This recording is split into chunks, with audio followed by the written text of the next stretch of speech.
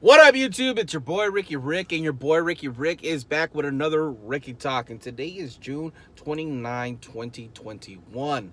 Now, Fast 9 has released last Friday. Today is Tuesday, and it's been a couple days. It's been a couple days. Anybody who's a fan of the franchise, anybody who wants to go to theaters to watch this movie, who are excited, anticipating, have already done that. So I was gonna giving you guys some time to check it out. Now it's my turn to speak on my thoughts, what I liked, what I didn't like, my pros and cons on after watching Fast 9. Here it is. I wrote some things down because there's a lot to talk about. Got a lot of feelings, got a lot of thoughts about this one.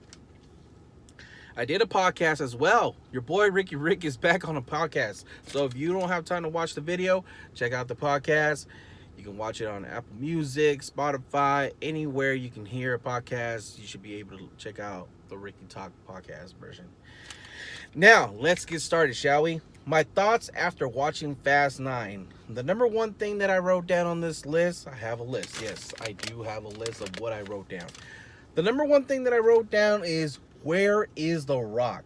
I felt Dwayne Johnson's presence was missing in this movie. For me personally, I need my Hobbs. We all know the reason why The Rock wasn't in Fast 9, and that's because he got into it with Vin Diesel, who's a producer. This is his baby, this is his franchise, this is his saga. But let's not forget when Dwayne The Rock Johnson joined the Furious family, the Fast family in Fast 5. In Fast 5, he boosted that bitch up, and it became a money maker, and it was like Fast and Furious in steroids, as they called it. The movie franchise became a hit, a blockbuster, and overall, Fast 5 is a lot of people's personal favorite compared to the original. So, Fast 5 was the one that brought people from the Fast movie, the first one, second one, third one, and even fourth one, all in a combination of Avenger style Fast 5. Now, since The Rock wasn't going to be a part of this movie, and alongside Jason Statham, Deckard Shaw, there was a void. And how did they fill that void? How did they fill it up? By adding John Cena to the mix. So that's the number two thing that I wrote down on this list. Why John Cena? I knew from the moment I saw the trailer it was going to be bad news for the Fast family. And was I right? Was I wrong? I don't know if you guys read reviews, but a lot of the reviews that came in a month before the movie released in the US was bad. A lot of people were saying that this was probably one of the worst in the franchise. Still a good movie, but compared to the other sequels, one of the worst. When it came to John Cena and his addition to the Fast and Furious 9 cast, I was disappointed. I don't like his acting. I didn't like him as a wrestler. I don't like him as an actor. So I was worried. And then the role that he was going to be playing in this franchise. The roles, I should say, because he was Fast 9's villain, and he was also a part of the Fast family. Meaning, we found out as we watched the trailer that John Cena was playing Dominic Toretto's brother. So, Vin Diesel announced John Cena's addition being a part of Paul Walker's vision, that Paul Walker sent John Cena to him. But, I don't know. I seen this movie, and after watching Fast 9, I have to tell you guys, it had nothing to do with John Cena, me not liking the movie. I thought he did a great job as Jacob Toretto. I don't believe him as a villain. I don't like him as a villain. I can't take him serious as a villain. So, that's just me, though. Number 3, speaking of villains, number 3, Cypher played a small role in this movie, stepping back. She was a little bit like, the way I can break it down is like Hobbs was in Fury 7. You saw him in the beginning, and then you saw him again towards the end. Kind of like that. So they did a repeat on that.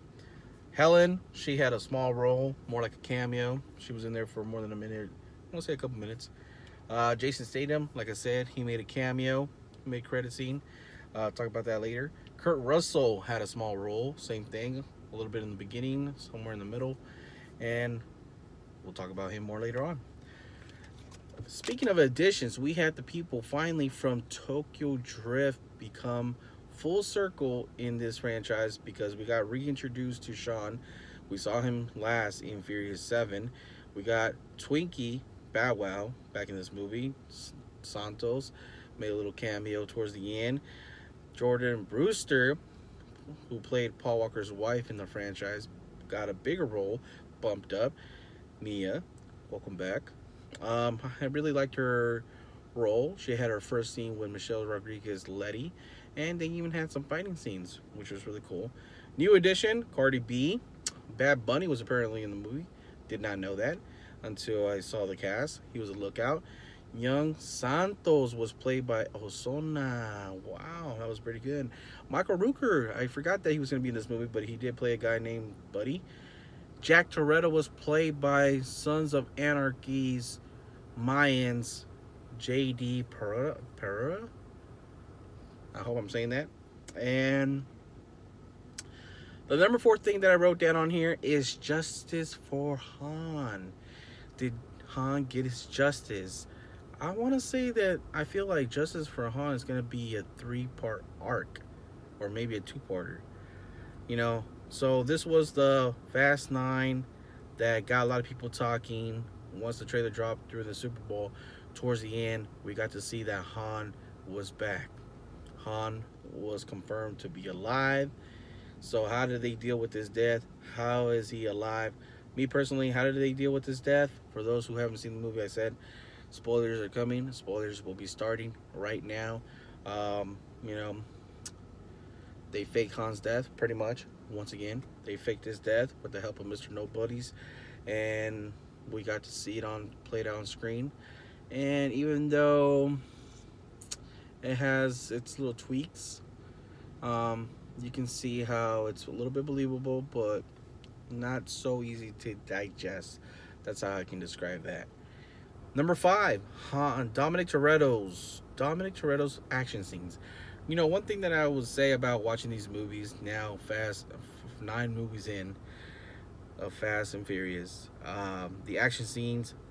You know, when it comes to Dominic Toretto, the action scenes, he's always like this big ass dude. Even though there's other bigger dudes in the movies, he happens to be the strongest character. It's like you're playing a game where you can't die.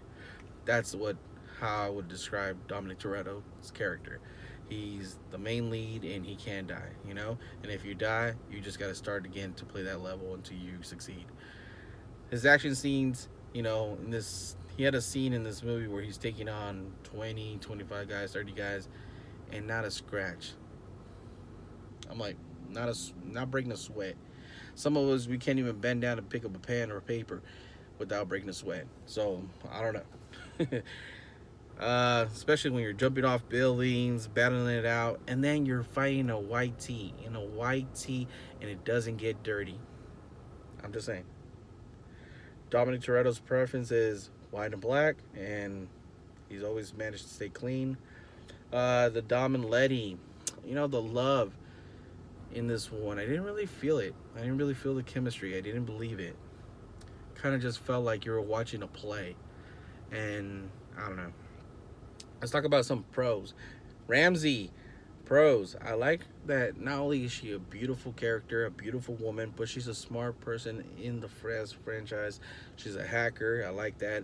They had a little skit with her, like a little couple minutes of her by trying to do something funny by being the first Fast family member who can't drive, you know, who doesn't know how to drive.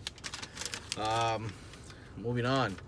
Vin Diesel and John Cena, once again, the Toretto brothers. Dominic Toretto, Jacob Toretto, brothers, the past history. This is the first time in the Fast franchise that I feel like we get some flashbacks with the Toretto brothers and their history. And we kind of learn what happened to Jacob, what happened to Dom before the Fast and the Furious Fast 1 movie. Number 8, I mentioned that Kurt Russell's in the movie. He's kind of the reason why the Fast family gets together in this one. And something that I left wondering after watching this movie is what happened to Mr. Nobody? Is he alive? Where is he at?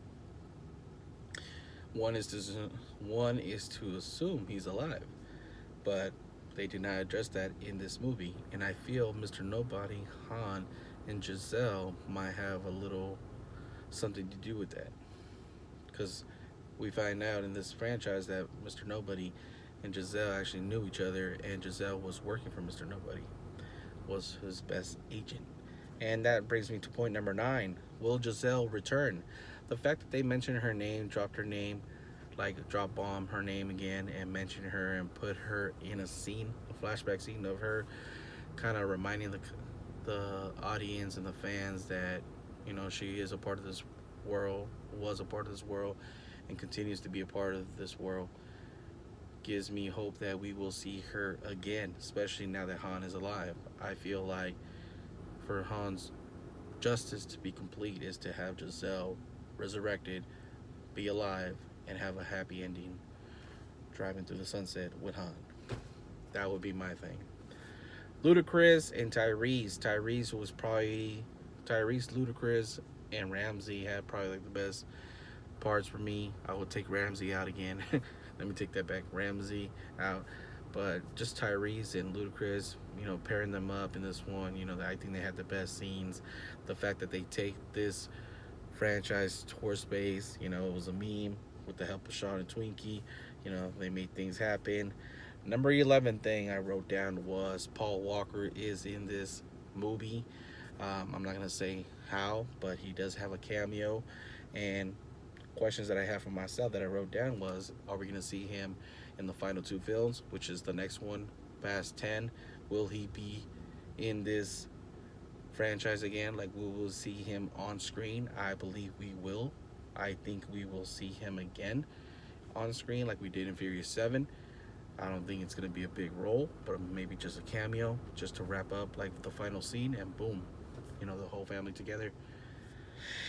Will we see his daughter in the Fast franchise? I feel like Vin Diesel was asked this question in an interview the other day that I saw, and I feel she will be. Don't know how. I don't know if she's going to have a big role, small role, or maybe just a cameo, but I feel like she will be, you know, at one point. Number 12, Sung Kang and Jason Statham, the mid-credit scene. For those that don't know, spoiler alert, that involves these two. Spoiler alert, once again. Han goes and finds Deckard Shaw. Deckard Shaw opens the door, sees Han, that he's still alive, and he seems kind of shocked. What's going to happen with this? I don't know. Is Han and Deckard Shaw going to fight it out?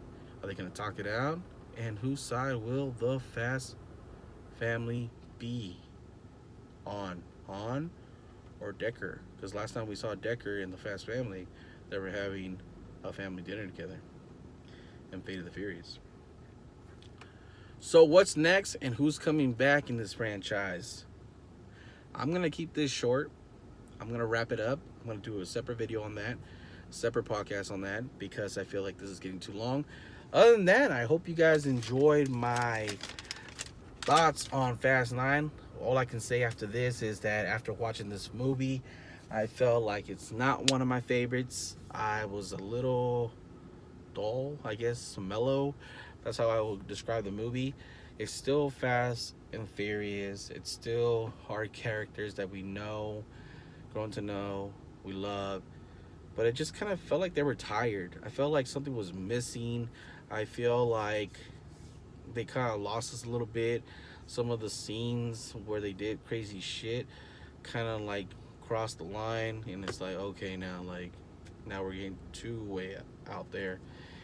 But yeah, it's not one of my favorites. I would say, I would actually put this, I don't know. I'll probably do a ranking on it, like get back to you guys with that answer. But I know there's a lot of people that didn't really like Tokyo Drift, and I think it's maybe a little bit above that or under that. Right now I want to put it under that. I just want to put it above it because it's with the characters that we know and love, but under because I really like Tokyo Drift, even though I know a lot of people don't. But yeah, hope you guys enjoyed the video. Don't forget to like, comment, subscribe. Let me know you guys' opinion. Do you guys agree, disagree? And other than that, I hope you guys have a great day. Your boy Ricky Rick is back. Until next time, if I'm not making you laugh, not making you smile, not keeping you entertained, your boy Ricky Rick ain't doing his job. And you already know your boy Ricky Rick does his job. Until next time, guys, I'm out.